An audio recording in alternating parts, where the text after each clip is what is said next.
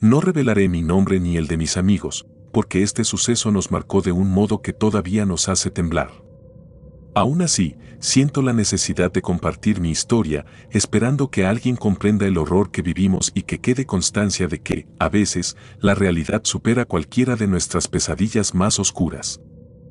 Porque, cuando la noche envuelve el paisaje y el silencio se convierte en un testigo mudo, hay cosas que ocurren en la penumbra para las que nadie está preparado. Mi historia tuvo lugar en una finca antigua de México. Era una construcción que perteneció a la familia de uno de mis amigos, ubicada en un paraje tan remoto que pocas veces veíamos a alguien pasar cerca. El viento silbaba entre los árboles y el canto de los grillos se convertía en un murmullo incesante que acompañaba nuestras conversaciones al atardecer. Llegamos con la ilusión de pasar una semana de descanso y camaradería, convencidos de que unos días en contacto con la naturaleza serían perfectos para despejar la mente. La primera advertencia la recibimos al llegar. Un campesino de la zona, un hombre de avanzada edad y mirada esquiva, nos dijo con una voz ronca que si escuchábamos el llanto de un bebé en la madrugada, no debíamos salir de la casa bajo ninguna circunstancia. Pensamos que se trataba de una superstición típica de la región, una especie de leyenda local para asustar a forasteros. Nos pareció pintoresco, pero no hicimos caso. Ninguno creía en esas historias de brujas ni en rituales macabros. Estábamos allí por simple diversión y queríamos disfrutar cada momento. No obstante, la primera noche transcurrió con cierta intranquilidad. Nos acomodamos en la vieja finca, era un caserón de muros gruesos, con muebles antiguos de madera oscura y un olor inconfundible a polvo y humedad. Alrededor, la maleza crecía sin control y los árboles parecían fundirse con la noche. A lo lejos se vislumbraban cerros que proyectaban siluetas fantasmales. Me costó conciliar el sueño, el aire parecía cargado de algo denso que me oprimía el pecho. Era como si ese lugar guardara historias que se resistían a quedar en el olvido. A la segunda noche, mientras tomábamos unos tragos en el patio trasero bajo la tenue luz de una bombilla que parpadeaba, escuchamos un llanto que nos puso la piel de gallina. No se parecía a nada que hubiéramos oído antes. Tenía la intensidad del llanto de un bebé, pero con un tono casi animal, desgarrador y agudo. Mis amigos se miraron entre sí con expresión de desconcierto. Recordamos la advertencia del campesino, pero quisimos comprobarlo por nosotros mismos. Las risas nerviosas y la curiosidad enturbiada por el alcohol nos empujaron a encender nuestras linternas y adentrarnos entre los árboles. El sonido era cada vez más fuerte a medida que avanzábamos por la vereda llena de maleza. La noche era espesa, apenas cortada por la débil luz que salía de nuestras linternas. Algo me oprimía el pecho con cada paso, una mezcla de temor y una sensación de estar transgrediendo un límite invisible. De pronto, cerca de un claro rodeado de palmeras y arbustos, vimos una figura encorvada. La silueta se balanceaba sobre algo que yacía en el suelo. Un escalofrío me atravesó. No atiné a parpadear siquiera. Era como estar contemplando una escena sacada de una pesadilla demasiado real. Me acerqué un poco, conteniendo la respiración. El corazón me latía con tanta fuerza que podía sentirlo retumbando en mis oídos. Pensé que mi mente me jugaba una mala pasada, que aquella sombra no era más que un animal o un bulto de hojas secas. Pero el sonido no mentía, el llanto continuaba, aunque se notaba distorsionado, como si algo se interpusiera entre la fuente del llanto y nosotros. Luego, por un instante, creí ver una mano retorcida sujetando una diminuta figura. Fue suficiente para que se me helara la sangre. Un compañero me susurró que parecía estar devorando a un niño. Y aunque las palabras apenas salieron de su boca, me parecieron atronadoras en medio de ese silencio mortal. Mi linterna tembló en mi mano al iluminar la escena con un haz de luz más directo. El ser que se alimentaba se giró hacia nosotros, mostrándonos un rostro que jamás olvidaré. Tenía la piel gris, casi traslúcida, y unos dientes largos, amarillentos, que contrastaban con una boca manchada de algo oscuro. Sus manos eran más bien garras, y sus ojos, vidriosos, se clavaron en mí con un gruñido bajo. En ese instante, dejé de respirar, supe que lo que estaba ante nosotros no era humano. Me paralicé por un segundo, hasta que mi instinto de supervivencia me gritó que corriera. Dimos media vuelta y emprendimos una carrera frenética sin volver la vista atrás. Mientras corríamos, el ruido de las ramas rompidas y el crujir de nuestras pisadas se mezclaban con un jadeo que ya no reconocía como propio. Mis amigos lanzaban jadeos y maldiciones. Yo solo podía pensar en alejarme de aquel claro, olvidar la imagen, convencerme de que todo era una alucinación. Llegamos a la casa y cerramos la puerta con llave. Nos atrincheramos en la sala, con los rostros desencajados y el sudor perlándonos la frente. Nadie pronunció palabra. Encendimos todas las luces que pudimos, como si eso fuera a protegernos. Esa noche, dormimos muy poco. Las paredes parecían hacerse más pequeñas y la quietud era tan densa que cada sonido en la oscuridad se sentía como un latido monstruoso. Me quedé recostado en una vieja silla, incapaz de cerrar los ojos, perseguido por la imagen de esa criatura que se giraba para observarnos con ese gruñido gutural. A la mañana siguiente, nos miramos sin saber si lo que habíamos vivido era un sueño febril o la realidad más espantosa. Pasaron los días y el llanto continuó cada madrugada, como si nos llamara con un macabro canto de sirena.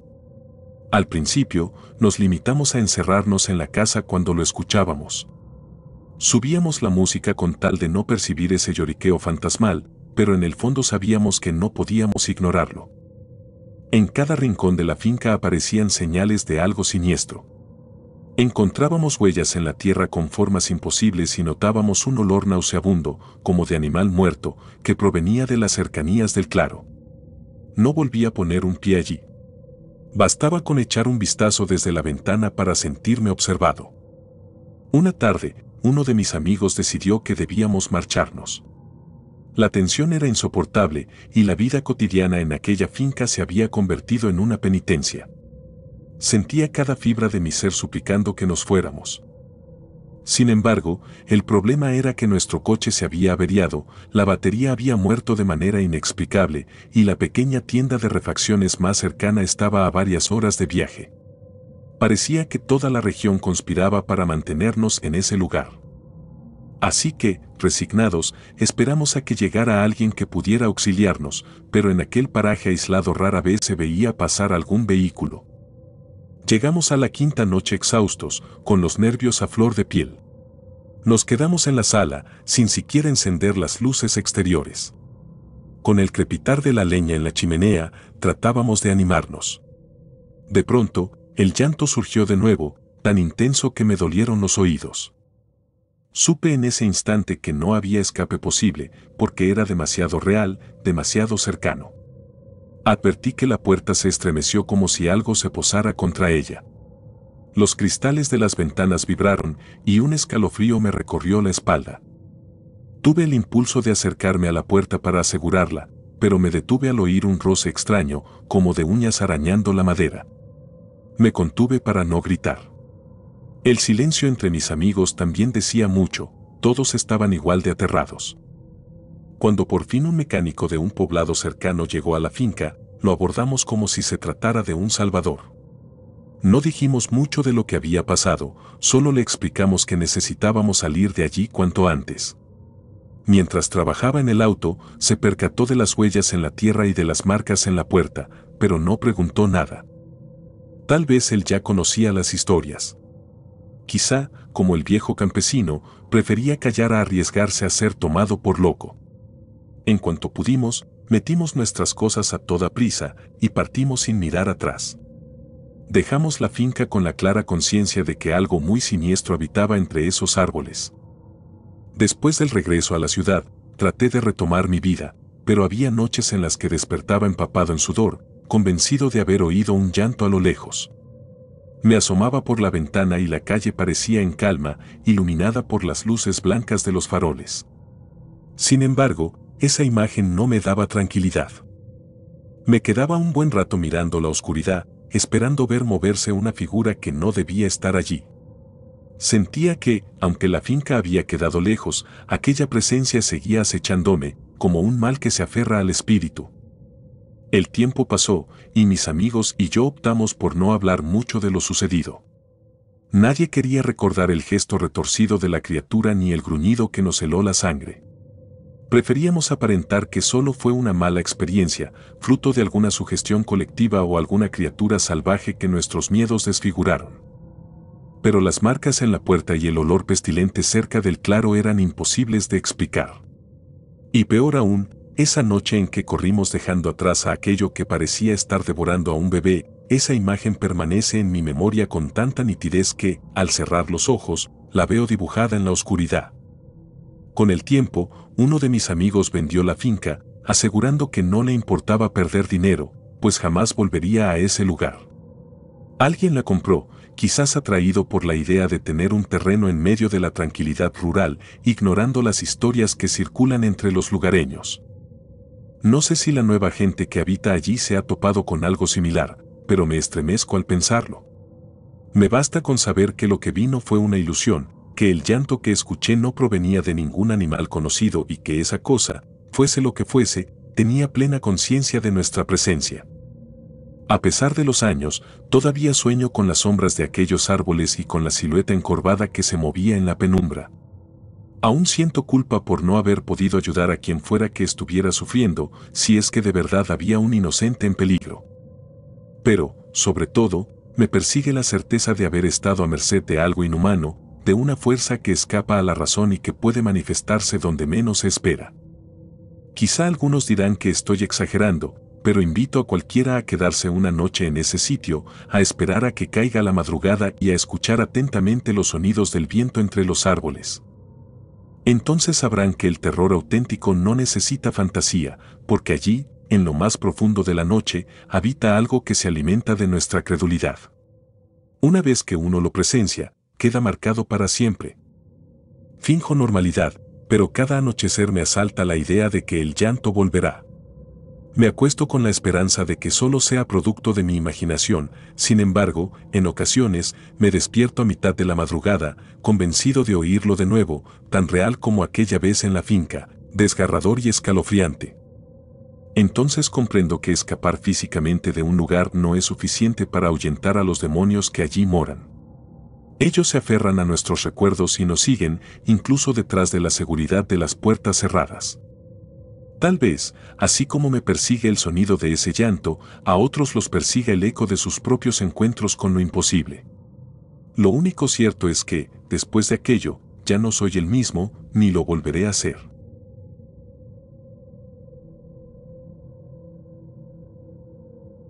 La bruja de Icamole. Cuando recuerdo aquella temporada en Icamole, Monterrey, siento como me recorre un escalofrío desde la base del cuello hasta la punta de los pies, como si la memoria misma me advirtiera que retomar esta historia no es algo que deba hacerse a la ligera. Yo tendría unos 13 años en ese entonces, y mi hermano menor apenas unos meses de vida.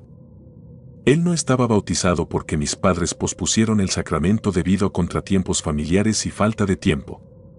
Al inicio nadie le dio mucha importancia a ese detalle. Todos creímos que no pasaría nada por esperar, pero ahora sé que ese vacío atrajo algo que no puedo explicar con lógica, algo que se alimentaba de nuestra vulnerabilidad.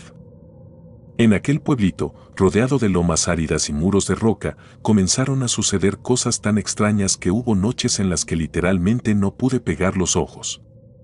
La primera señal de que algo andaba mal fueron los llantos desesperados de mi hermano a la medianoche.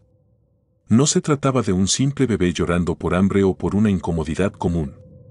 Eran gritos tan llenos de pavor que parecían desgarrar el silencio de la casa. Mis padres acudían a su cuna, lo cargaban, lo acunaban, revisaban que no tuviera fiebre y que no le picara ningún bicho. Sin embargo, su llanto no cesaba sino hasta que mi madre, sin explicación alguna, prendía una vela blanca que mi abuela había bendecido un tiempo atrás en la iglesia. A veces, intentando calmar el ambiente, poníamos música suave o recitábamos oraciones. Sentíamos un alivio momentáneo, pero en cuanto volvíamos a la cama, el llanto comenzaba de nuevo y así hasta el amanecer. Mi padre, con ojeras marcadas y el gesto preocupado, me despertaba antes del alba para ir a buscar agua al pozo, y era en esos trayectos en la oscuridad previa al amanecer cuando empecé a sentir una presencia extraña siguiendo mis pasos. Caminaba detrás de mí, casi podía percibir un ligero siseo, y el vello de mis brazos se erizaba como si estuviera cerca de un ser que no pertenecía a este mundo. Conforme avanzaron las semanas, los ruidos en el techo comenzaron a perturbarnos cada vez más. Al principio escuchábamos un ligero arañazo en las tejas, algo que se deslizaba con cuidado para no ser detectado. Creímos que tal vez se trataba de un gato o de algún animal nocturno, pero esas suposiciones pronto fueron desechadas. Algunas noches, después de la medianoche, se oía una especie de risita apagada, un sonido que se movía de un extremo al otro de la casa, como si se burlaran de nuestro miedo. Todos nos acurrucábamos en la sala o en el dormitorio de mis padres, buscando la manera de proteger a mi hermano. Sentíamos que si lo dejábamos un instante solo, esa cosa en el techo bajaría por él. Una madrugada, reunidos en un solo cuarto, escuchamos con claridad algo parecido a un par de garras rascando la ventana, haciendo que mi madre soltara un grito ahogado. Cuando me atreví a mirar entre los tablones, solo pude distinguir un par de ojos brillantes en la oscuridad, pero juraría que algo en su mirada expresaba hambre o tal vez deseo. Allí fue cuando empecé a creer con certeza que eran brujas, esas de las historias que contaba mi abuela, que se alimentaban del alma de los bebés no bautizados.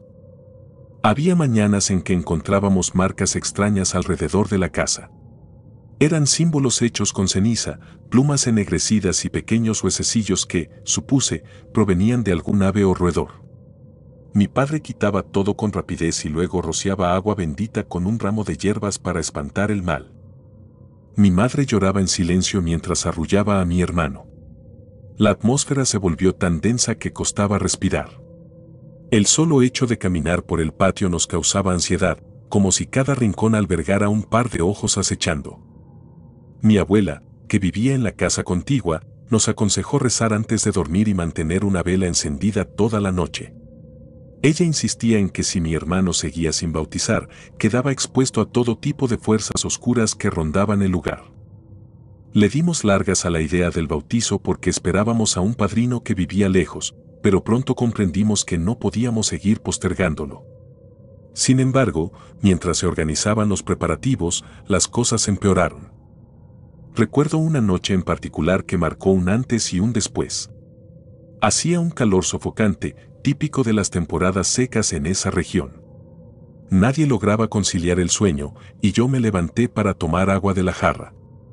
Al pasar cerca de la cuna de mi hermano, noté que él dormía inquieto, con pequeñas gotas de sudor resbalando por su frente. De pronto sentí un hedor extraño, algo así como azufre mezclado con podredumbre, que me revolvió el estómago. Fue tan intenso que me tapé la nariz y retrocedí. En ese instante, el viento se levantó en la habitación sin que hubiese ventanas abiertas y la llama de la vela que teníamos encendida se apagó de golpe, sumiéndonos en una oscuridad impenetrable. Un susurro que no identifiqué se escuchó en mi oído, algo como mi nombre o una risa apagada, y sentí que se me helaba la sangre. Corrí a prender la luz, pero el foco parpadeaba sin encender del todo, como si algo interfiriera. Alcancé a escuchar que mi hermano lanzó un gemido de terror, y cuando el bombillo finalmente encendió, vi su rostro bañado en un llanto silencioso. Entonces me invadió una sensación aplastante de culpa, como si yo hubiera permitido que algo se acercara a él. A partir de ese momento, las noches se volvieron un suplicio interminable, y no solo por los ruidos o la presencia que sentía, sino también por las pesadillas que se apoderaron de mí. Soñaba con una sombra alada que sobrevolaba nuestra casa y se posaba en el techo, esperando el momento adecuado para entrar y raptar a mi hermano. En mis sueños podía ver las manos huesudas extendiéndose por la ventana, intentando arrancarlo de su cuna, mientras yo miraba paralizado sin poder mover un músculo. Despertaba empapado en sudor, con el corazón latiendo a un ritmo desenfrenado y la imagen de esa sombra todavía latente en mi mente. Mi madre y mi padre estaban tan exhaustos que apenas atinaban a mantenerse en pie al amanecer. Poco a poco nos quedamos sin energías, y el ambiente en la casa se volvió gris, cargado de una tensión que nunca había sentido antes. Sin embargo, la gota que derramó el vaso sucedió en una de esas madrugadas calurosas. Esa noche, ya de madrugada, los lamentos de mi hermano se tornaron más agudos. Mi madre gritó mi nombre para que fuera a buscar un crucifijo que teníamos guardado en el ropero, algo viejo y desgastado, pero que cargaba con él la bendición de un sacerdote. Mientras corría por el pasillo, sentí unos pasos detrás de mí, no humanos. Era como si unas pezuñas golpearan el piso de piedra, una cosa que se acercaba a gran velocidad. El miedo casi me paralizó, pero logré llegar al ropero y abrirlo. De pronto sentí un golpe en mi brazo y la puerta se cerró sola, atrapándome unos segundos en la penumbra. Tomé el crucifijo y, con todas mis fuerzas, empujé para salir. Cuando regresé con mi familia, los encontré acurrucados en la cama, protegiendo al bebé como si el mundo entero quisiera quitárnoslo. Fue en ese instante que todos comprendimos lo evidente: no teníamos más opción que hacer el bautizo de inmediato o perderlo todo. Organizar el bautizo fue una carrera contra el tiempo. Mi padre hizo llamadas urgentes para conseguir un sacerdote que viniera al día siguiente. No importaba que no estuviera la familia completa ni que faltaran algunos padrinos. Queríamos salvar a mi hermano y salvarnos a nosotros mismos. Así que al día siguiente, un domingo caluroso y polvoriento, fuimos a la pequeña iglesia de la localidad. El padre ofició la ceremonia con un gesto serio y una mirada comprensiva, como si supiera de sobra lo que pasaba en esas tierras. La pila bautismal estaba fría, pero al momento de vertir el agua bendita sobre la frente de mi hermano, sentí una vibración extraña, casi como un estremecimiento en el aire.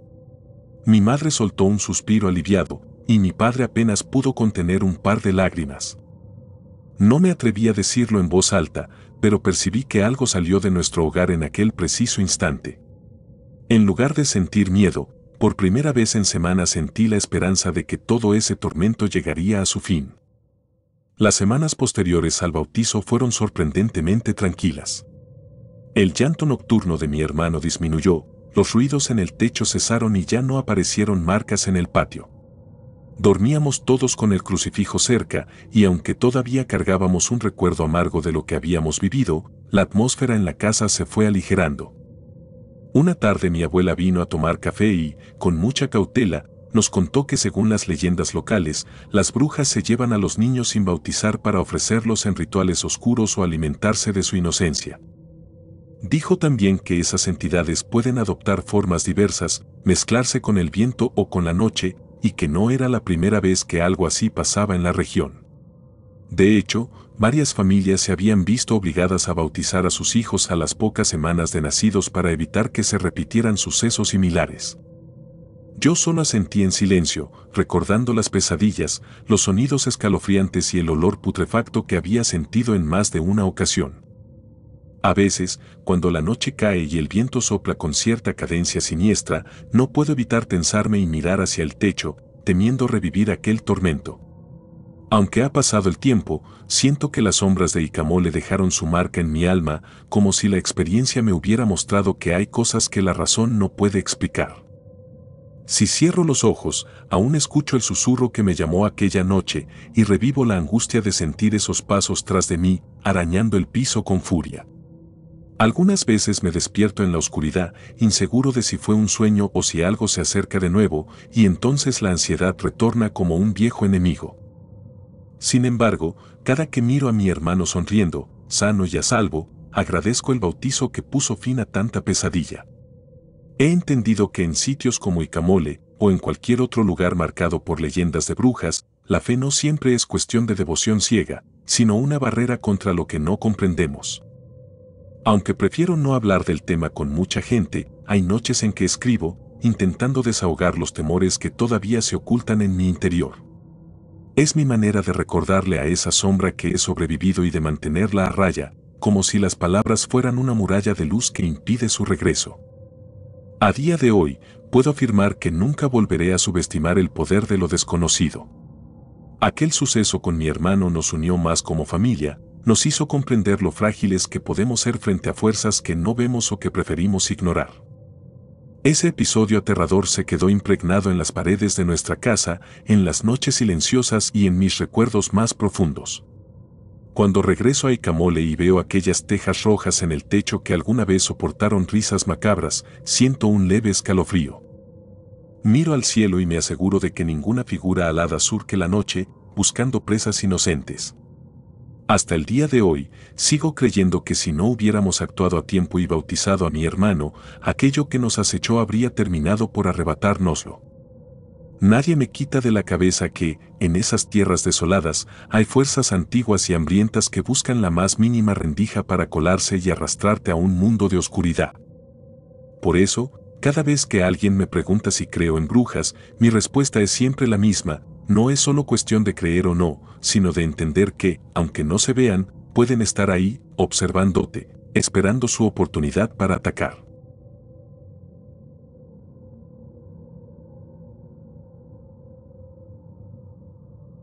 La comadre maldita.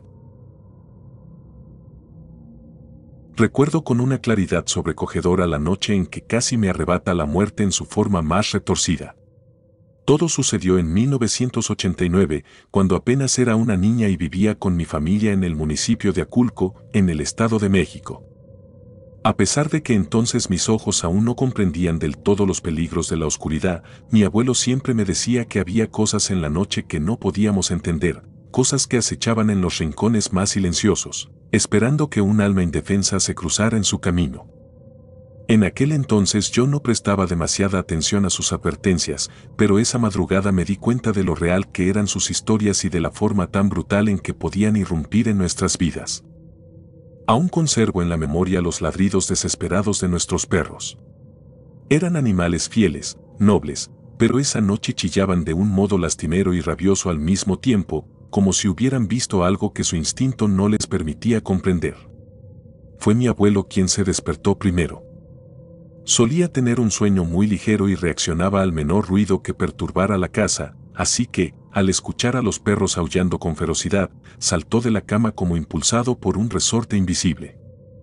Yo dormía en un cuarto contiguo al de mis padres, pero esa noche me había quedado en la sala con una cobija, esperando que mi madre terminara de conversar con su comadre, quien había venido de improviso a visitarnos. No sé por qué mi abuelo se había ido a acostar antes, tal vez cansado de las tareas del día, pero algo en su expresión cuando entró a la sala me hizo sentir un escalofrío que hasta hoy no se me quita. Mi madre, Juana, había notado también la inquietud de los perros, así que se levantó y fue a mirar por la ventana. Fue ahí cuando todo empezó a descomponerse, cuando una náusea de terror me invadió, porque mi madre abrió la puerta y salió al patio sin medir el peligro. Aferrada a la cobija, me asomé para ver qué pasaba. El cielo estaba oscuro, sin estrellas y con un viento helado que silbaba de una forma antinatural. Los perros corrían en círculos, pero de pronto retrocedían, como si temieran acercarse demasiado a cierta zona del corral. Era como si un muro invisible los mantuviera a raya de algo que yo no lograba descifrar. Mi madre se internó en esa penumbra y yo la seguí con la mirada, temblando sin comprender por qué sentía un presentimiento tan funesto. No tardé en ver, con horror, una especie de luz rojiza que flotaba cerca de ella. Parecía una llama, una bola de fuego suspendida a poco más de 1 metro del suelo. Era imposible apartar la vista de esa cosa, su fulgor trémulo y amenazante hipnotizaba, pero al mismo tiempo generaba un instinto primal de huir. El corazón me latía con fuerza, me costaba respirar y quería gritar para avisarle a mi madre que regresara, pero un nudo de miedo me cerró la garganta, impidiéndome articular palabra. Parecía que esa cosa flotante la estaba rodeando y a cada segundo se acercaba más, hasta casi envolverla en su luz.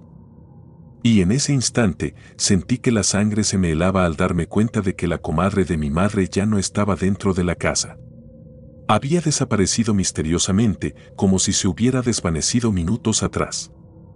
Mi abuelo, sin pensarlo 2 veces, corrió a buscar su vieja escopeta, la que siempre guardaba descargada en un ropero. De pronto lo vi salir al corral, con los ojos llenos de furia y determinación.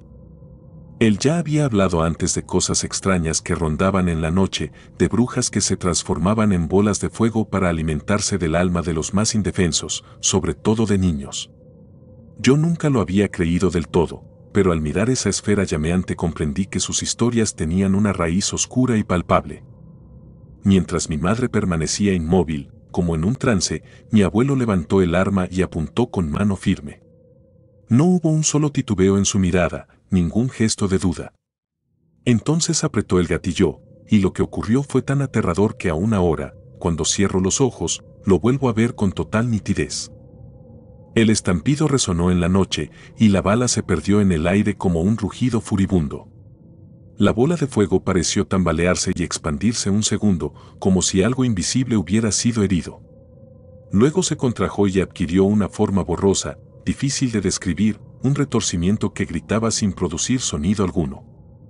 Sentí un temblor bajo mis pies, y casi en cámara lenta pude ver cómo mi abuelo recargaba el arma y disparaba por segunda vez. Los perros empezaron a ladrar con aún más furia, pero de pronto soltaron gemidos de pavor y retrocedieron. Yo quise correr hacia mi madre, pero mis piernas no respondían.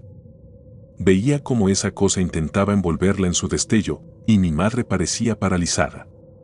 Solo cuando el segundo disparo de mi abuelo alcanzó a rozar la forma llameante, se escuchó un chillido sobrenatural, similar a un alarido que vino de todos lados y de ningún lugar.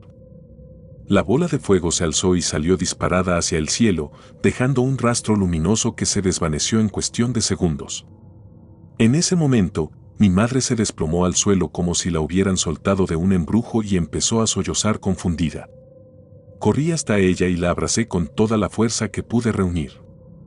Mi abuelo se acercó con rostro demacrado, sosteniendo aún el arma. Me miró con los ojos llenos de rabia y terror, y señaló el lugar donde la bola de fuego se había alejado, como advirtiéndome que esas cosas existen y que no conocen compasión. Aquella noche supe que había visto algo más grande que mis temores infantiles. Con un tono pausado, me dijo que entráramos de inmediato a la casa, que no era seguro quedarnos afuera ni un segundo más. Al día siguiente, la comadre de mi madre no apareció por ningún lado. Nadie la vio en el pueblo, y su familia dijo que simplemente había salido temprano sin decir a dónde. Fue un silencio incómodo, cargado de rumores y de un miedo que nos calaba los huesos.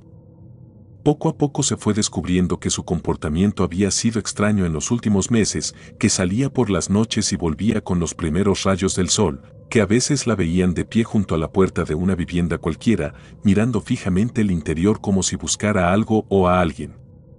Yo era demasiado joven para entender las implicaciones de aquello, pero desde entonces mi abuelo me hizo ver lo peligrosa que puede llegar a ser la gente con secretos oscuros. Pasaron los días y mi madre se recuperó lentamente del susto. Sin embargo, quedó marcada por un temor que nunca antes había sentido y que cambiaría su vida para siempre. Se rehusaba a salir sola después de la caída del sol y solía persignarse cuando escuchaba aullar a los perros en la noche. Tenía pesadillas en las que se veía rodeada de fuego, atrapada en un remolino candente que intentaba robarle el aliento. A veces yo la escuchaba gritar en la oscuridad y corría a su habitación para encontrarla con la mirada perdida, sudando y con el corazón agitado. Ella siempre me decía que no me preocupara, que solo eran malos recuerdos, pero en sus ojos no había consuelo. Tenía una expresión llena de angustia y de rencor hacia alguien que la había traicionado de la peor manera. El rumor de que mi madre había sido víctima de una bruja empezó a propagarse por la región. Algunos vecinos aseguraban que habían visto bolas de fuego similares en terrenos baldíos o sobre los techos de las casas, como si merodearan en busca de su próxima presa. Otros lo tomaban como un cuento más para asustar a los niños, pero lo cierto es que muchos preferían cerrar bien sus puertas y ventanas cuando caía la noche. La historia de la comadre que se convirtió en aquella abominación nocturna se mezcló con otras anécdotas y supersticiones, y antes de darnos cuenta, se volvió una especie de leyenda local que circulaba entre susurros, pero todos fingían no creerla del todo para mantener la cordura y la rutina diaria. Mi abuelo, por su parte, se fortaleció en sus convicciones. Mantenía la escopeta siempre cargada al lado de su cama y se levantaba religiosamente a las 2 de la mañana para verificar que todo estuviera en orden. Me enseñó a rezar con devoción, a poner un vaso de agua bendita en cada rincón de la casa y a no despreciar los consejos de la gente que había presenciado lo inexplicable. Me narró otras historias de brujas, de cómo solían disfrazarse de personas cercanas para entrar a la casa sin levantar sospechas y de cómo a veces deseaban la sangre de los más jóvenes, convencidas de que así prolongarían su propia vida. No quería que viviera en un estado de miedo permanente, pero sí que conociera la realidad de nuestro mundo, tan llena de misterios y peligros que la mayoría prefiere ignorar. Con el tiempo, mi madre fue encontrando un modo de lidiar con sus propios fantasmas. Dejó de hablar de la comadre y evitaba pronunciar su nombre en voz alta, como si hacerlo fuera una invitación para que regresara. Aún así, yo notaba cómo se estremecía cuando veía a alguna mujer de espaldas con un peinado parecido al de su vieja amiga, o cuando por casualidad se topaba en la calle con alguien que se la quedaba mirando. En su interior sabía que había sido elegida por aquella bruja por algún motivo, quizá por inocencia o quizá por un resentimiento oculto que la comadre albergaba en su corazón. No había explicaciones lógicas, pero las marcas del terror vivido seguían palpitando en sus recuerdos. Los días se volvieron semanas y luego meses. Jamás supimos más de esa mujer que una vez fue tan cercana a mi madre. Ni una carta, ni un rumor concreto, nada que indicara su paradero. Algunas veces, al caer la noche, me parecía escuchar el ladrido de los perros en la distancia, similar a aquella vez en que todo se desató. Sentía un hormigueo en la piel y me apuraba a cerrar las ventanas, recordando la expresión seria de mi abuelo, su dedo índice en los labios, indicándome que guardara silencio para no llamar la atención de fuerzas que no debía provocar. Nunca volví a ver una bola de fuego como aquella. Sin embargo, el recuerdo se transformó en mi mente, haciéndose cada vez más lúgubre. A menudo me preguntaba si aquella bruja seguiría rondando, buscando a otras víctimas, o si habría sido herida lo suficiente para desaparecer. Mi abuelo me insistía en que lo que sea que hubiera sido esa cosa, no regresaría a menos que encontrara una brecha, un descuido en nuestras costumbres o en nuestra fe. Pero cada vez que él hablaba de ello, lo hacía con una mezcla de orgullo por haber defendido a mi madre y de un profundo miedo por todo lo desconocido que habitaba nuestro mundo. Era el mismo miedo que lo hacía levantarse todas las noches a la misma hora, como si quisiera verificar que no hubiera nadie al acecho. Para mi madre, aquel suceso se convirtió en un recuerdo imposible de borrar, una herida que la marcó. Yo también crecí arrastrando la sombra de esa noche. Cuando me convertí en adulta, solía despertar en medio de la madrugada con la sensación de que algo ardiente recorría el pasillo, acercándose a mi habitación. Me sentaba en la cama, agudizaba el oído y escuchaba únicamente el zumbido del silencio, un silencio tan denso que parecía susurrarme que había cosas peores allá afuera. Aunque procuraba convencerme de que solo eran restos de un trauma infantil, no podía evitar la idea de que el mal adopta muchas formas y siempre está al acecho, esperando que uno baje la guardia. La gente del pueblo fue olvidando la historia, dándole el lugar de un mito o de una anécdota sensacionalista, hasta que solo persistió como una leyenda que a veces se comentaba en fogatas o durante las festividades de Día de Muertos. No obstante, yo jamás pude enterrar por completo esos recuerdos. De vez en cuando, mientras camino entre las calles empedradas, me cruzo con algún anciano que conoció a la comadre y en su mirada veo un reconocimiento mudo, como si entendiera que a pesar de los años, el eco de lo que ocurrió aquella noche sigue vivo en mi memoria. Y aunque he intentado deshacerme de ese peso, parte de mí sabe que uno no elige las cicatrices que nos dejan los monstruos con los que tropezamos en la vida. Porque esa noche de 1989, en Aculco, aprendí que la oscuridad tiene un rostro, que la traición puede transformar a la gente en bestias y que la fe, los disparos y la voluntad de sobrevivir son a veces el único muro que se interpone entre nosotros y las cosas más horribles que habitan la noche.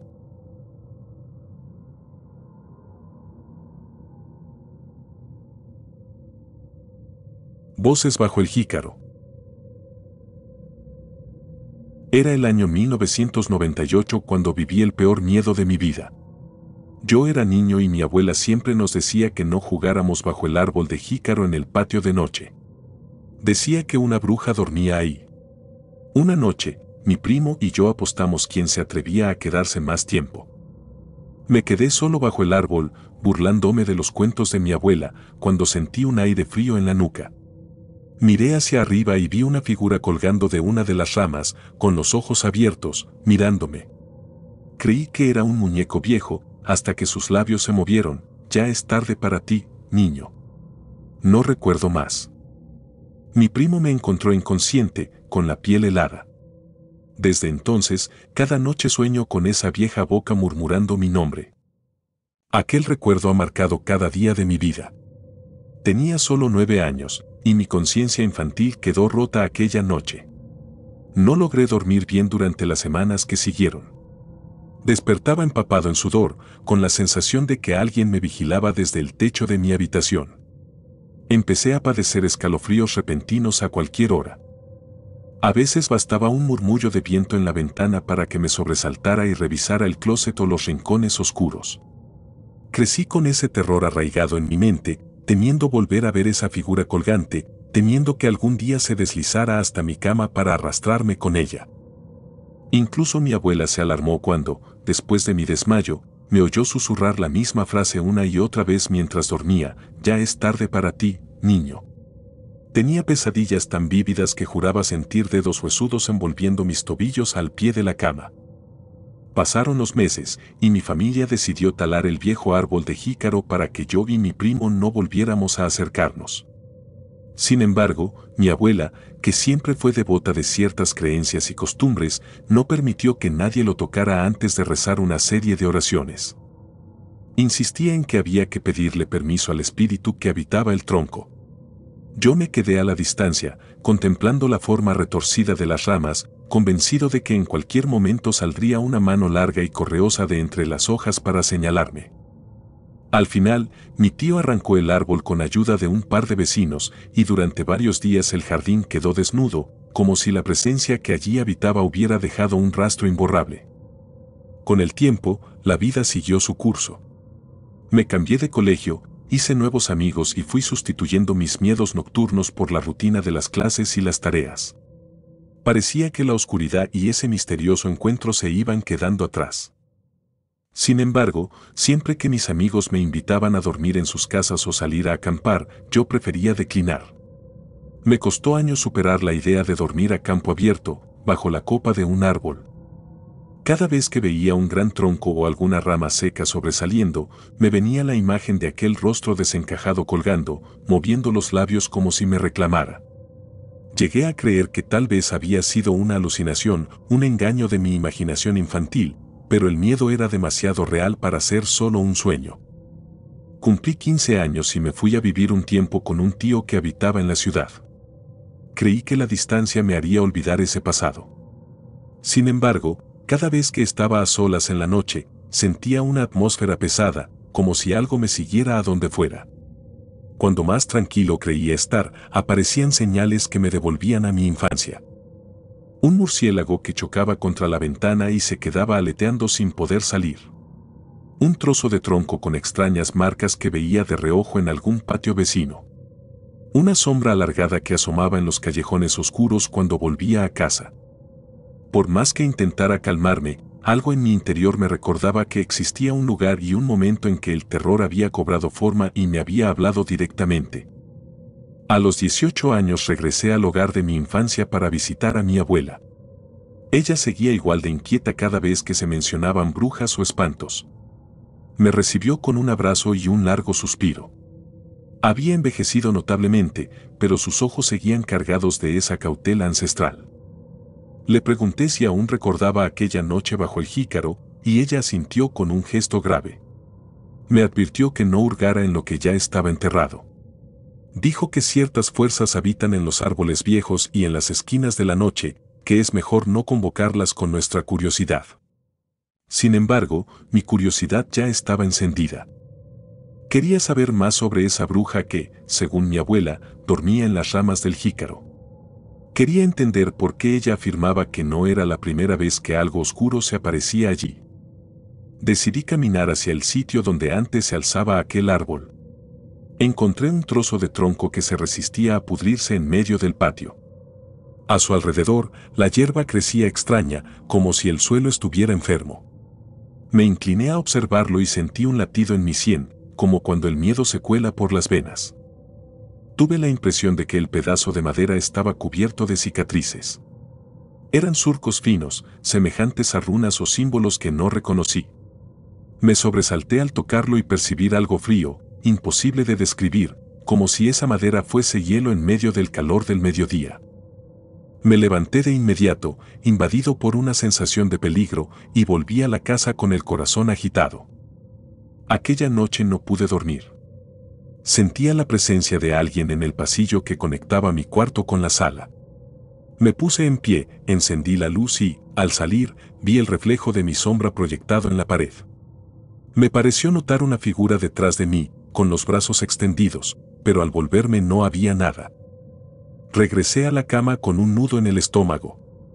Me repetía que solo era mi imaginación, la misma que me había perseguido desde niño. Pero me era imposible sacudirme el temor de que, en cualquier momento, al abrir los ojos de madrugada, vería un rostro pálido asomarse junto a mí, tal como había ocurrido bajo el jícaro. Conforme pasaban los días, comencé a escuchar susurros que surgían aparentemente de la nada, como un murmullo lejano que no lograba descifrar. Cuando volvía del pueblo al anochecer, sentía un viento helado recorriendo la calle. Parecía que algo se deslizaba entre las casas abandonadas, ocultándose en cada espacio en penumbra. Cada vez que giraba la vista, creía ver un bulto agazapado cerca de las bardas, como si estuviera acechándome. Una madrugada me desperté con la clara convicción de que alguien me llamaba por mi nombre desde el patio. Abrí la ventana y escuché un sonido grave y sombrío que recordaba al crujir de una rama vieja. Fue entonces cuando juré ver, a la distancia, la silueta de una mujer encorvada, con el cabello largo y enmarañado, arrastrándose con lentitud en dirección al lugar donde años atrás había estado el tronco del jícaro. No podía más con la angustia. Al día siguiente busqué a mi abuela y le confesé que estaba teniendo sueños y visiones. Ella me miró con ternura y tristeza, como si supiera algo que yo ignoraba. Me dijo que, en sus tiempos de juventud, solían hablar de una bruja que merodeaba el pueblo, una mujer repudiada por la gente tras ser acusada de practicar magia negra. Contaban que ella había sido expulsada al monte y que había jurado vengarse, prometiendo volver en forma de sombra para acechar a los más ingenuos. Según mi abuela, esa bruja odiaba a los niños que osaban acercarse a su refugio. Para ella, los niños eran seres curiosos y libres de culpa, pero también vulnerables al miedo que se alimenta del silencio y de la oscuridad. No pude evitar recordar el instante en que miré a los ojos de esa cosa colgando del árbol. Fue un solo segundo, pero me pareció eterno. Algo en su mirada transmitía un rencor muy antiguo, una urgencia por devorar mi inocencia. Mi abuela me recomendó rezar y colocar velas alrededor del patio, para alejar las energías negativas, aunque parte de mí no quería descubrir qué pasaría si encendía luz sobre ese rincón donde habitaban las sombras. Sin embargo, lo hice. Encendí un par de velas blancas en el jardín. El viento sopló tan fuerte que casi las apagó. Aún así, permanecí sentado, sintiendo que el ambiente se volvía más denso y que los grillos enmudecían de pronto, como si percibieran una presencia vieja y maligna que atravesaba los pastizales. No dejé de tener pesadillas. En esas visiones, aparecía de nuevo el tronco del jícaro, con un hueco profundo en su corteza, y de allí emergía esa figura femenina de cabello sucio y sonrisa torcida. Mis sueños terminaban siempre con un susurro, una advertencia: ya es tarde para ti. Comencé a temer por mi cordura. Llamé a mi primo, el mismo que aquella noche me había encontrado inconsciente, y le pedí que viniera a pasar unos días conmigo. Él llegó y me confesó que, después de aquel episodio, también empezó a tener sueños raros, solo que los había ignorado y con el tiempo se hicieron menos frecuentes. Sentía curiosidad por saber cómo era posible que un suceso tan antiguo siguiera atándonos a ese terror. Una noche salimos juntos al patio. Llevamos linternas y revisamos cada rincón. No encontramos nada anormal. Sin embargo, ambos coincidimos en que, pese al calor, el aire estaba helado. Cada vez que apuntábamos la luz hacia el resto del terreno, veíamos sombras que se escurrían como tentáculos. Al llegar al tocón del árbol, mi primo se detuvo en seco y levantó la linterna. El haz de luz reveló de pronto lo que parecían marcas recién grabadas en la madera. Eran unas líneas curvilíneas, muy delgadas, que parecían serpientes enroscadas. Supe en ese instante que algo continuaba latiendo en ese pedazo de tronco, algo que no había muerto con el hachazo final. Esa misma madrugada, el insomnio me venció. Me asomé a la ventana y creí ver una figura colgando de una enramada seca que quedaba en la parte trasera del patio. Parpadeé varias veces, me froté los ojos y, cuando volví a mirar, distinguí una silueta balanceándose, casi como péndulo, mirándome con ojos brillantes. Un pánico paralizante me atrapó. Quise gritar, pero no salió voz alguna de mi garganta. En mi mente resonó de nuevo esa frase. Sentí un mareo intenso y, por un segundo, se repitió toda la escena de 1998, el aire frío en la nuca, la boca moviéndose, la ausencia de todo sonido, y después nada. Solo oscuridad. A la mañana siguiente desperté en mi cama, con mi primo a mi lado preguntándome qué había pasado. Yo temblaba, con la vista perdida en el techo. Era como si la realidad estuviera resquebrajándose frente a mí. Me levanté y corrí afuera. El trozo de tronco seguía ahí, cubierto de hojas secas, y el viento me trajo un olor rancio. Me arrodillé junto al tocón, lo toqué y me pareció sentirlo latir. Retrocedí aturdido. Sabía que era una locura, pero también entendía que había algo vivo, un rastro de aquel espíritu, un fragmento de esa bruja que no quería irse, que se aferraba a la tierra con su odio. Comprendí, con un escalofrío, que tal vez nunca se iría, que permanecería ahí para siempre, esperando a la próxima víctima, alimentándose de quienes se acercaran con curiosidad o escepticismo. Esa noche decidí marcharme, con la certeza de que, a veces, algunos lugares deberían quedar en el olvido. Pero también me di cuenta de algo aterrador, no importaría a dónde me fuera, porque aquella presencia me había marcado para siempre. Sentía que, al cerrar los ojos, volvería a escucharla susurrar mi nombre y, en mis sueños, vería esos labios descarnados articulando el mismo mensaje que me lanzó cuando apenas era un niño. Me marcharía de esa casa, pero jamás escaparía de la mirada inmóvil del pasado, que se colgaba sobre mí como una sombra hambrienta. Hasta el día de hoy, cada vez que se oculta el sol, evito las ramas viejas de cualquier árbol. Prefiero no pensar en lo que duerme entre las hojas. Trato de engañarme diciéndome que todo fue un mal recuerdo de la infancia, que no hay brujas ni espíritus rondando las sombras de la noche. Sin embargo, en el fondo, cada vez que siento un viento helado recorriendo mi espalda, recuerdo perfectamente esa figura y su murmullo, como si la distancia y el tiempo no la debilitaran, sino que la fortalecieran con cada una de mis evocaciones. Sé muy bien que los árboles pueden caer y los patios cambiar de aspecto, pero el miedo, cuando se arraiga en la memoria, jamás desaparece del todo.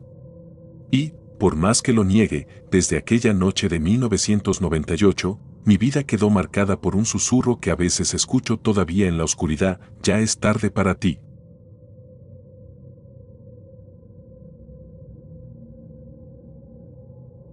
El grito en la carretera. Siempre me ha gustado manejar de noche.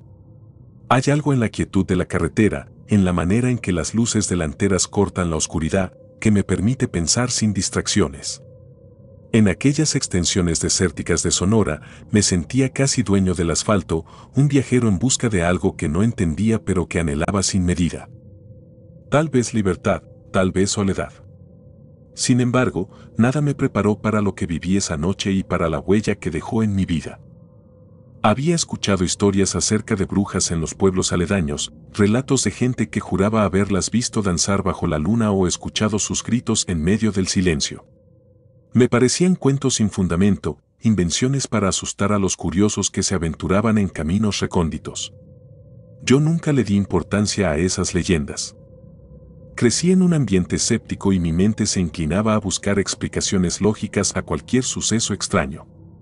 Por eso, cuando encendí el motor de mi automóvil aquella noche, iba más atento a mi música que a los rumores de seres sobrenaturales. Recuerdo que empecé el trayecto alrededor de las 10 de la noche. La carretera estaba desierta, la luna medio oculta tras nubes pálidas y el aire resultaba pesado, como si anunciara una tormenta en cualquier momento. Intenté distraerme cantando canciones que siempre me hacían compañía, pero en esa ocasión mi voz sonaba más baja de lo habitual. Había una tensión en mi pecho, una especie de presentimiento. No le di mucha importancia. Continué manejando, rodeado por la penumbra que cubría todo. Kilómetros después, el ambiente comenzó a parecerme inquietante. Las sombras que las luces de mi coche proyectaban adquirían formas extrañas. De vez en cuando, me parecía ver figuras que se desvanecían en la periferia de mi visión. Distraído, apagué la música y me obligué a mirar al frente, convencido de que era cansancio. Pero esa inquietud no se iba. Aún así, seguí adelante, seguro de que todo era producto de mi imaginación. En un tramo solitario, sin luces ni indicios de vida alrededor, me sorprendió la silueta de una mujer de cabello largo parada en medio del camino. Frené de golpe y mi corazón se desbocó. El rechinido de los neumáticos cortó el silencio como un grito agudo. De inmediato, bajé la mirada al velocímetro y luego volví a levantar la vista, aturdido. No había nadie frente al carro. La figura se había esfumado. Pensé que quizás el cansancio me estaba jugando una mala pasada. Respiré profundo, revisé por el espejo retrovisor y no vi ninguna señal de ella. Con el miedo aún presente, volví a acelerar. Me repetía que alguien así no podía desaparecer sin más, pero no encontraba explicación. Cada tanto miraba a los costados, esperando ver a esa mujer en la oscuridad, como si estuviera escondida entre los matorrales. El tramo que siguió fue especialmente silencioso. No había ni una ráfaga de viento. Me invadió la sensación de que algo iba muy mal, de que esa aparición no era una simple alucinación. A los pocos kilómetros, un grito estremecedor retumbó dentro de mi auto. Fue tan súbito y penetrante que perdí el control del volante por un instante. Recobré la dirección como pude, con las manos temblando, sintiendo el corazón a punto de romper mis costillas. No había nadie a mi lado, sin embargo, el alarido sonó como si aquella mujer me hubiera seguido, acercándose a mi oído para lanzar su lamento aterrador. Tragué saliva y revisé el asiento trasero. Nada. Me repetí que tenía que mantener la calma, que tal vez la mente me estaba engañando por el susto inicial. Pocos segundos después, sentí una presión helada alrededor de mi cuello, como si un par de manos invisibles se aferraran con furia. Solté el volante involuntariamente y el auto se ladeó. Tosí, ahogado, sin poder soltarme de aquello que no podía ver. Intenté gritar, pero la fuerza en mi garganta se desvaneció. Mi vista se nubló. Recuerdo una última bocanada de aire y mi terror, un terror atávico que me hizo entender que estaba frente a algo sobrenatural. Luego todo se volvió oscuridad. Desperté al día siguiente en una cama de hospital, con la luz del sol filtrándose por una ventana pequeña. Sentía un dolor punzante en el cuello y un sabor metálico en la boca. Me tomó unos segundos ubicarme y entender que seguía vivo. Una enfermera entró al cuarto, me vio agitado y llamó a un doctor. Él llegó con un semblante serio y me explicó que me habían encontrado inconsciente en mi auto, a un costado de la carretera, con marcas de manos en el cuello. Alguien que pasaba en la madrugada vio mi coche detenido y se acercó para ayudar. En ese instante, mi mente evocó la imagen de la mujer de cabello largo y su grito en mi oído. Un escalofrío me recorrió la columna vertebral. El doctor me preguntó si me había peleado con alguien, si recordaba algún ataque. No pude explicarle lo que sentí, o mejor dicho, no supe cómo. No me pareció prudente contarle que creía haber visto a una bruja o al menos algo fuera de lo ordinario. Simplemente negué con la cabeza y dije que no estaba seguro de nada, que me había parecido ver a alguien en la carretera y luego había perdido el conocimiento. Él me recomendó reposo.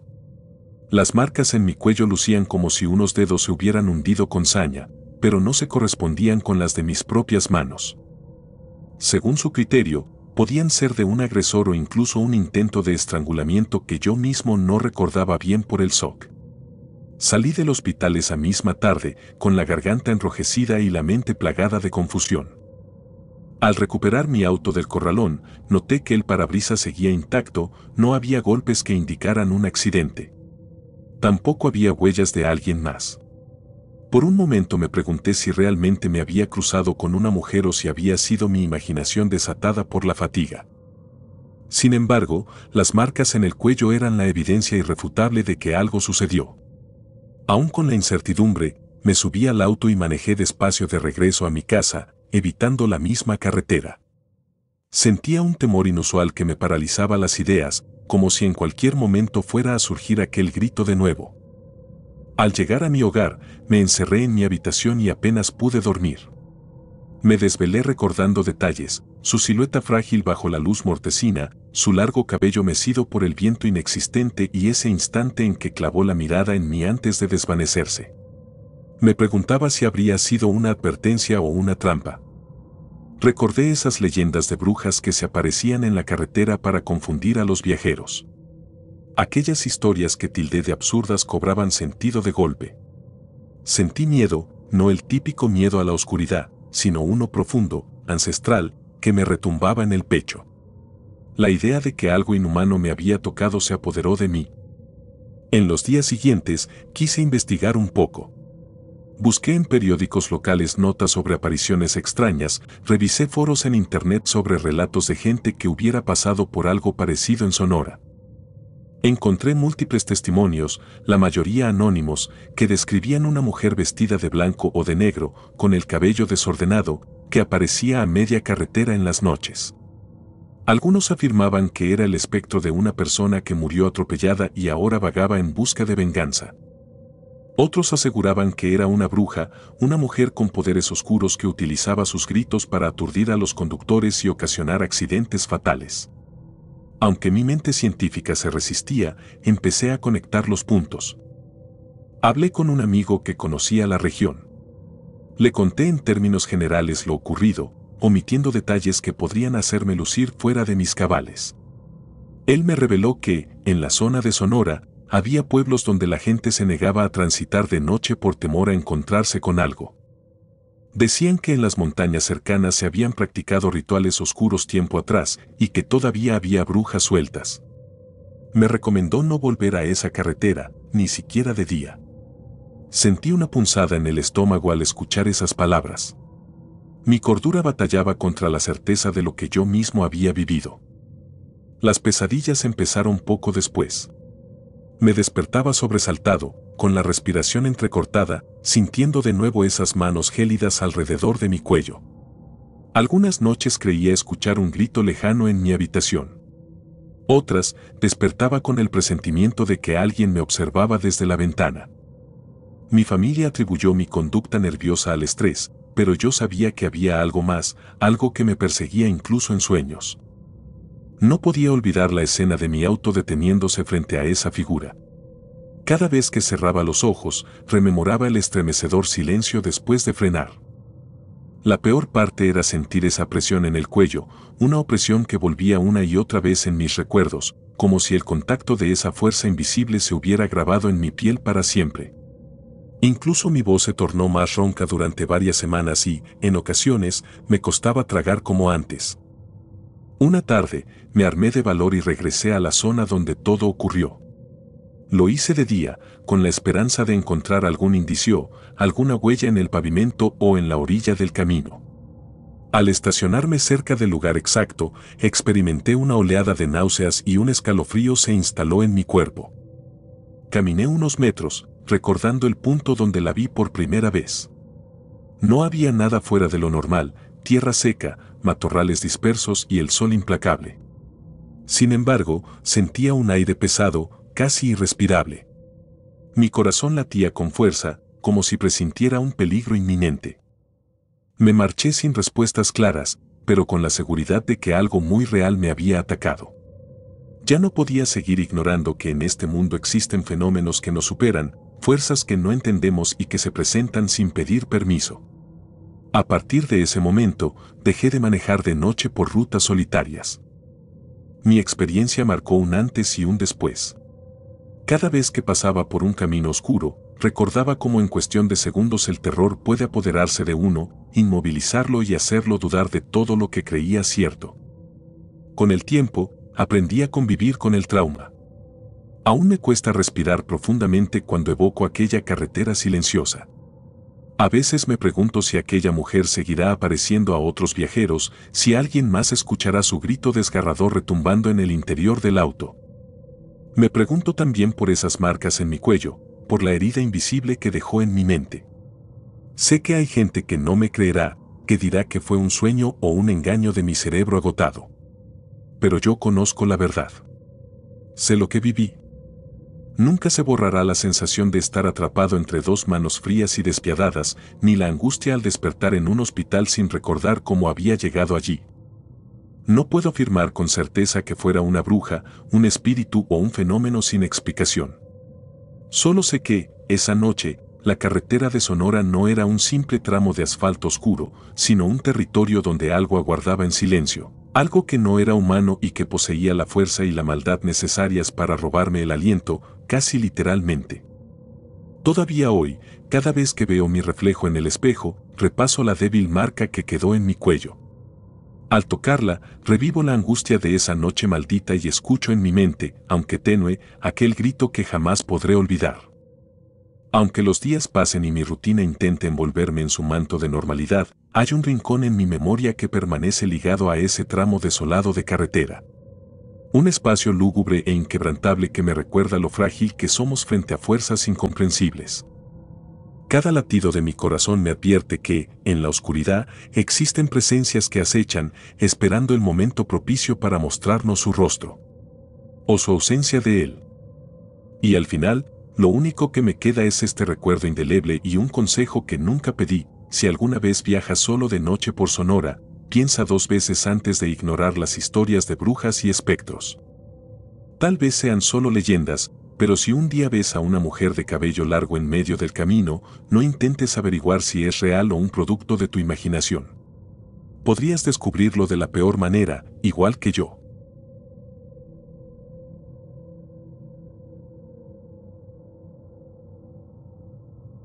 El silbido en la noche. Mi nombre es Juan y nací en un pequeño pueblo de la Sierra de Oaxaca. Desde niño escuchaba historias sobre brujas que bajaban de los cerros cuando la noche estaba más oscura, pero nunca les presté demasiada atención. Mi abuelo, hombre de pocas palabras y de manos curtidas por la vida en el campo, solía sentarse frente al fogón y advertirme que no debía salir a cazar después de la medianoche. Decía que, en esas horas, algo peligroso recorría los caminos y se alimentaba de la juventud de los incautos. Tenía yo 17 años la noche en que decidí desafiar sus advertencias. Pensaba que el miedo era cosa de supersticiones viejas y que, si salía acompañado de mis amigos, nada realmente malo podía suceder. Un viernes, después de la cena, me reuní con 3 amigos que compartían mi afición por la cacería: Tomás, Sergio y Marcos. Los 4 habíamos decidido que el mejor momento para buscar tejones en el cerro era la madrugada, cuando los animales salían a merodear. Nos armamos con escopetas viejas, linternas y un puñado de valentía mal calculada. Alrededor de las 11 de la noche, emprendimos el camino bajo una luna pálida que parecía observarnos desde lo alto. El aire era fresco, con ese olor a pino y hierba húmeda que siempre me recuerda a la Sierra de Oaxaca. Mientras avanzábamos por la vereda, recordé la advertencia de mi abuelo. Su voz grave resonó en mi mente: no salgas al cerro después de la medianoche. Las brujas bajan a alimentarse. Sacudí la cabeza para espantar aquellos pensamientos.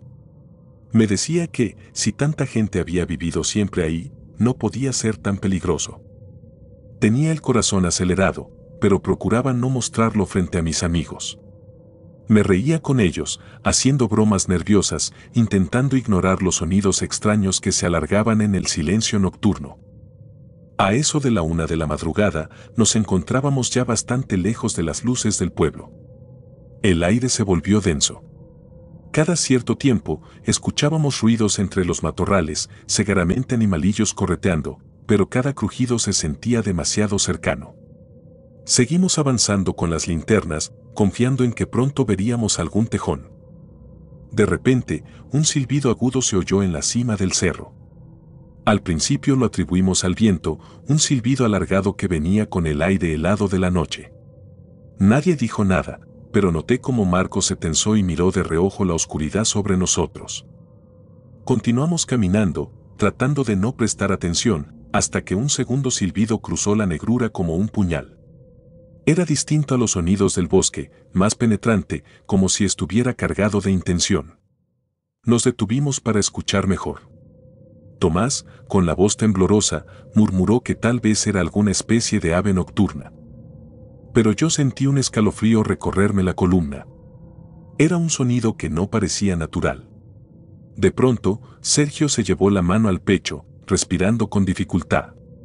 Nos miró con los ojos muy abiertos y señaló algo en la parte más alta del sendero. Me esforcé por distinguirlo con la linterna, pero no captaba ninguna forma clara, solo sombras que el viento movía entre los árboles. Fue entonces que escuché un tercer silbido, más cercano, casi a nuestras espaldas.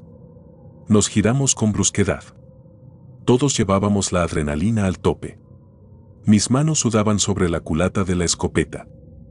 Traté de iluminar con mi linterna el camino por donde habíamos llegado, y ahí sucedió, escuché un jadeo y volteé para ver a Sergio caer al suelo, temblando. Tenía la mirada fija en algo que no lograba distinguir. Su rostro parecía paralizado por el terror. En un murmullo, apenas audible, dijo, «Nos está mirando». Pasaron un par de segundos eternos antes de que, repentinamente, alcanzara a apuntar mi luz hacia un claro entre los arbustos. La vi. O eso creo. Una silueta femenina, delgada, casi esquelética, se recortó en la penumbra. Sus ojos brillaban como brasas encendidas, 2 puntos rojos en medio de la negrura. Me pareció distinguir una sonrisa que se alargaba en su rostro más de lo normal. Era tan perturbadora que sentí que el corazón me latía en la garganta. No se parecía a ninguna persona que hubiese visto antes. Parecía un cadáver ambulante, erguido en la noche, acechándonos. Mis amigos y yo quedamos atónitos, sin saber cómo reaccionar. Aquella figura, aquella mujer huesuda, inclinó la cabeza y soltó un nuevo silbido, esta vez casi en un tono burlón, como si se recreara en nuestra impotencia. Por fin Tomás reaccionó y gritó que corriéramos. Sin pensarlo 2 veces, salí disparado por el camino que llevaba de vuelta al pueblo. La maleza nos azotaba el cuerpo mientras tropezábamos con las piedras del sendero. Sentía el corazón a punto de estallar. Cada vez que volteaba, creía verla en la distancia, flotando o corriendo a una velocidad imposible. El silbido, aquel sonido horrible y penetrante, nos siguió hasta las primeras casas. La noche se me hizo eterna. Cuando al fin crucé la vieja cerca de la casa de mis abuelos, me encerré en mi cuarto y no pude pegar el ojo hasta que salió el sol. Al día siguiente, me despertó mi madre golpeando la puerta con urgencia. Me dijo que algo le había pasado a Sergio. Lo habían encontrado en su casa al amanecer, con los labios amoratados y la piel helada. Tenía marcas en el pecho, moretones como si algo con garras o manos delgadas lo hubiera presionado con fuerza. Su respiración era lenta, como si se aferrara con dificultad a la vida, y la mirada perdida, sin reconocimiento en los ojos. Cuando me acerqué a él, no reaccionó. Solo lo escuché murmurar cosas incomprensibles. Me heló la sangre ver cómo temblaba, mientras mi abuelo rezaba a un costado. Durante las siguientes horas, los vecinos y familiares se reunieron en la casa de Sergio, tratando de entender qué había sucedido. Algunos decían que se trataba de un ataque de bruja, que esas criaturas se alimentan de la energía y la vida de los jóvenes para mantenerse fuertes. Otros murmuraban que habíamos profanado los dominios de la montaña y que los espíritus guardianes nos habían castigado. Mi abuelo, al verme tan asustado, me dijo que la culpa la tenía mi desobediencia. Te lo advertí, hijo. Las brujas bajan a alimentarse después de medianoche. Nunca debiste haber ido al cerro, me dijo con el ceño fruncido y una tristeza inusual en su mirada. Sergio no mejoró en días. Se la pasaba recostado, con los ojos abiertos de par en par, pero sin enfocar nada. Parecía vivir en un mundo ajeno, prisionero de algún conjuro o trauma que no lo dejaba descansar. Por las noches, su familia escuchaba un silbido alrededor de la casa, como si alguien lo estuviera rondando, ansiando regresar para culminar el ataque. El hermano de Sergio juró haber visto, en un par de ocasiones, una silueta agachada en el techo, con 2 ojos rojos que escudriñaban por la ventana. Yo comencé a tener pesadillas. Recordaba la figura huesuda, la boca descomunal y la forma en que nos sonrió en la oscuridad del cerro.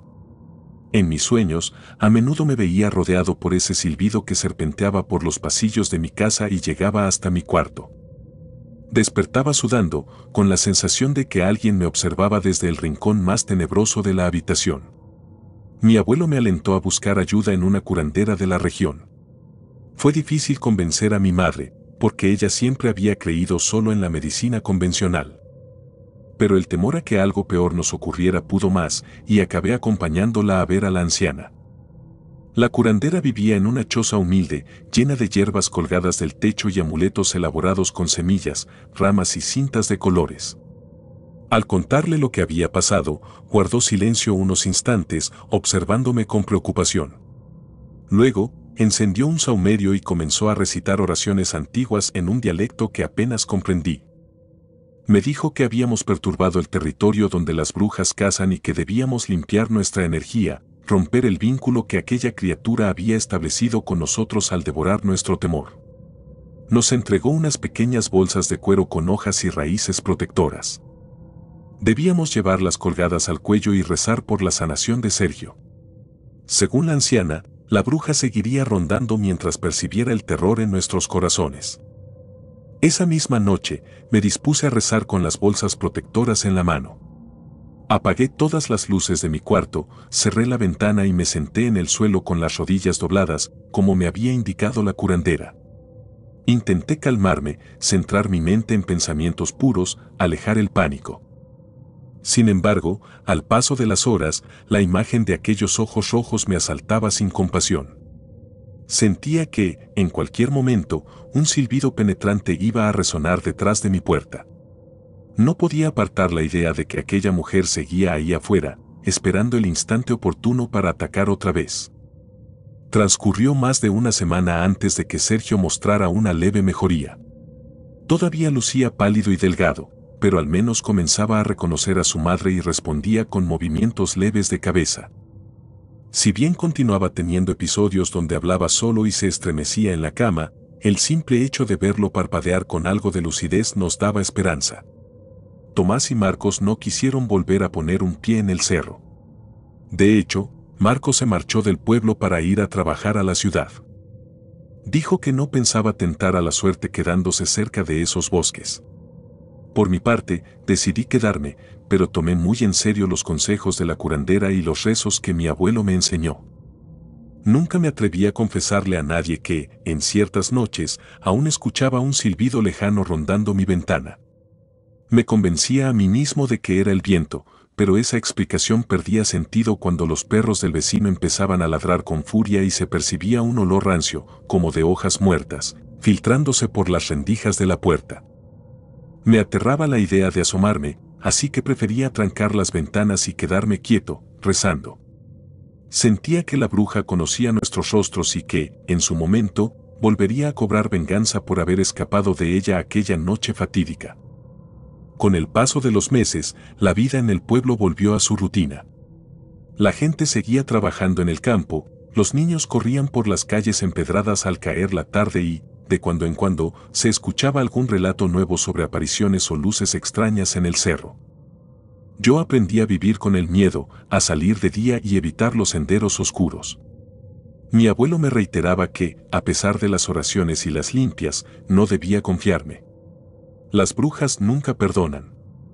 Saben esperar el momento propicio para volver a casarte, me dijo en más de una ocasión, con ese tono serio que hacía que se me erizara la piel. A veces, siento que mi experiencia no fue un simple encuentro desafortunado. Pienso que estuve frente a algo ancestral, una fuerza tan vieja como la tierra misma, que se alimenta del pánico y la debilidad de aquellos que pisamos sus dominios sin permiso. Esa mujer huesuda, de ojos rojos y boca retorcida, me quitó la inocencia de un solo golpe. Hasta el día de hoy, evito hablar abiertamente de lo ocurrido, porque la mayoría no lo creería y no deseo la burla ni la curiosidad morbosa. Pero, en mi interior, sé lo que vi y lo que mis amigos sufrieron. A Sergio le tomó años recuperarse y aún así jamás volvió a ser el mismo. Sus ojos, antes llenos de energía, quedaron marcados por una sombra permanente de desconfianza y temor. Cada vez que las nubes cubren la luna y el viento sopla con silbidos extraños, vuelven a mí los recuerdos de aquella noche. Siento que algo camina sobre mi techo y, aunque me repito que es solo mi imaginación, no puedo evitar temblar un poco. A veces, escucho a lo lejos como algún joven, ignorante de las advertencias, se interna de madrugada en la espesura del cerro buscando aventuras. Me pregunto si algún día volverán a correr despavoridos, perseguidos por el mismo sonido agudo que yo conocí. Y rezo en silencio para que aquella cosa no me esté buscando, sigilosamente, en la penumbra. Sigo viviendo en el pueblo, pero nunca más regresé al cerro de noche. El silbido, la mirada roja y esa sonrisa antinatural quedaron grabados en mí como un recordatorio de que hay fuerzas mucho más grandes de lo que nuestro entendimiento admite. Ahora, cada vez que el viento ulula cerca de mi ventana, no puedo evitar sujetar con fuerza la pequeña bolsa de cuero que me dio la curandera. La aprieto contra mi pecho y cierro los ojos, deseando que la oscuridad pase de largo y esa bruja infernal no se asome jamás por el quicio de mi puerta. Sin embargo, sé que hay cosas que no se olvidan y, en las noches más frías, siento sus ojos fijos en mí, aunque no pueda verla. Y cada latido de mi corazón me recuerda que, en cierta forma, le pertenezco al cerro desde aquella madrugada.